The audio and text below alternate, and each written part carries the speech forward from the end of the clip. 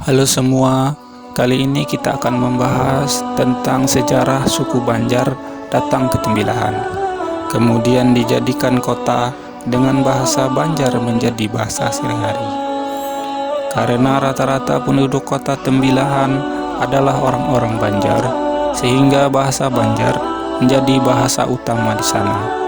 Apapun suku masyarakatnya di Tembilahan, rata-rata bisa menggunakan bahasa Banjar, baik di kehidupan sehari-hari, di lingkungan kerja, di pasar, bahkan di sekolah pun mereka menggunakan bahasa Banjar yang dicampur dengan bahasa Indonesia. Sebelum kita membahas sejarahnya, kita akan membahas dulu apa sih arti Banjar. Menurut Kamus Besar Bahasa Indonesia, Banjar berarti jajar, yang artinya garis lurus.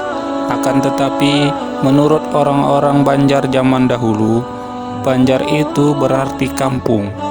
Yang awal mula, beberapa penduduk membuat perkampungan di tepian Sungai Barito.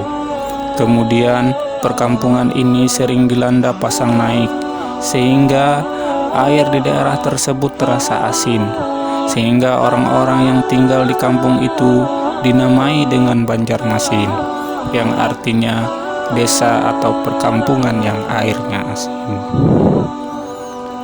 Karena perkampungan asli mereka orang-orang Banjar itu, sungainya hampir sama dengan sungai yang ada di Tembilahan, dengan sistem air pasang surut, sehingga orang-orang Banjar yang merantau dan betah berada di Tembilahan. Bahkan banyak rata-rata generasi orang-orang Banjar di Tembilahan tidak mengetahui lagi kampung aslinya di Kalimantan sana. Untuk awal mula orang-orang Banjar merantau melalui 3 gelombang. Orang Banjar pertama kali merantau dari kampung halamannya sekitar pada tahun 1780 secara besar-besaran ke Sumatera.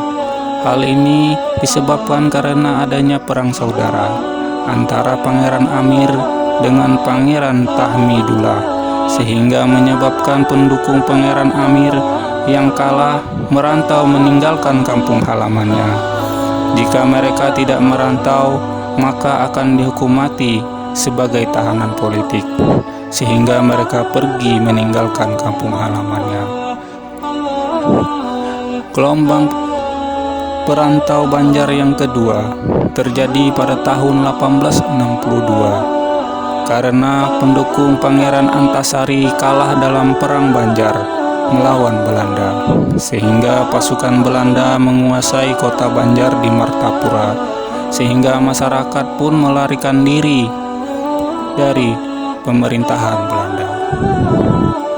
Untuk gelombang ketiga terjadi pada tahun 1905 karena pada masa itu Sultan Seman mati syahid melawan Belanda.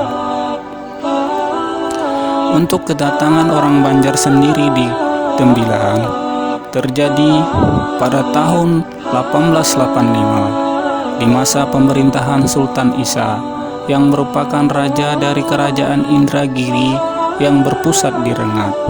Karena daerah asal mereka, Belanda mengadakan kerja rudi, sehingga banyak masyarakat yang merantau, dan bahkan dari perantau tersebut ada yang sangat terkenal yang bernama Tuan Guru Syekh Abdurrahman Siddiq Al-Banjari dari Martapura, yang menjadi salah satu mufti kerajaan Indragiri, sehingga menjadikan kota Tembilahan menjadi kota Banjar yang sampai saat ini penduduk Banjar menjadi penduduk terbanyak di kota Tembilahan atau di Kabupaten Indragiri Hilir, meliputi di Kecamatan Kota, Tembilahan Hulu, Tembuling, Enok, Batang Tuaka, Kuala Indragiri atau yang disebut dengan Sapat, dan setiap kecamatan-kecamatan lainnya orang-orang Banjar selalu ada.